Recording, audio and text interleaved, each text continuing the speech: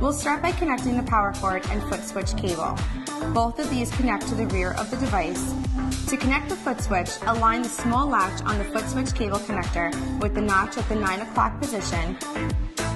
You will also find the dial for adjusting the volume.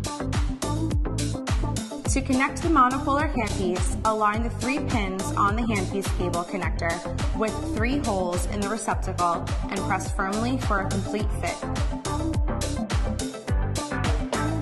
To connect the bipolar handpiece, insert the cable connector here and press firmly for a complete fit. To connect the neutral pad, insert cable here and press firmly for a complete fit. Please note that the neutral pad should be placed relatively close to the surgical site and must adhere to the patient before the unit is turned on. Common locations are the upper or lower back, on the stomach, or on the patient's thigh. When the neutral pad is not connected properly, an audible tone will sound and the indicator will illuminate red. Next, we'll remove and insert an electrode from the monopolar handpiece. Ellman handpieces use a rotating collar to hold the electrode in place. To insert an electrode, loosen the collar 1 full turn and fully insert the shaft of the electrode into the handpiece. Orient the electrode as desired and tighten the collar to ensure it does not move. Next, we'll learn how to set the appropriate energy output. This yellow collection of controls and displays denotes the cutting mode. Within this mode, there are 2 waveforms, cut and blend. These waveforms are selected using the select button.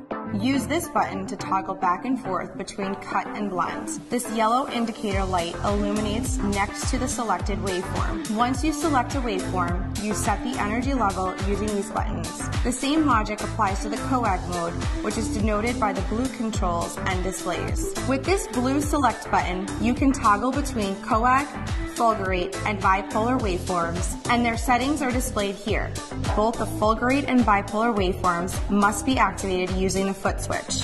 The yellow pedal indicates the waveform selected on the upper LED readout, and the right blue pedal activates the waveform selected on the lower LED readout.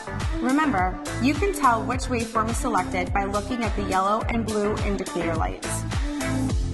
Before using the generator, it is very important to determine the proper setting that allows you to efficiently cut through the tissue without the electrode dragging or the tissue sparking.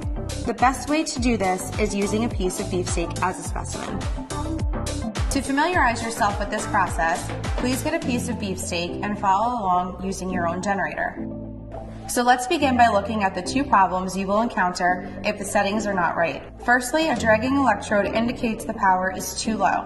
To experience tissue drag, lower the setting to a very low level of 3 and try to cut through the beefsteak. You will feel tugging and pulling on the tissue and see tissue getting stuck to the wire electrode. The second problem is when the power is too high. This causes tissue sparking. To experience tissue sparking, raise the setting to a very high level of 50 and try to cut through the beefsteak. The electrode will cut easily, but you will see the tissue sparking. The ideal power setting is just above tissue drag, between 15 and 20, so it glides through the tissue smoothly and easily with no sparking and no drag.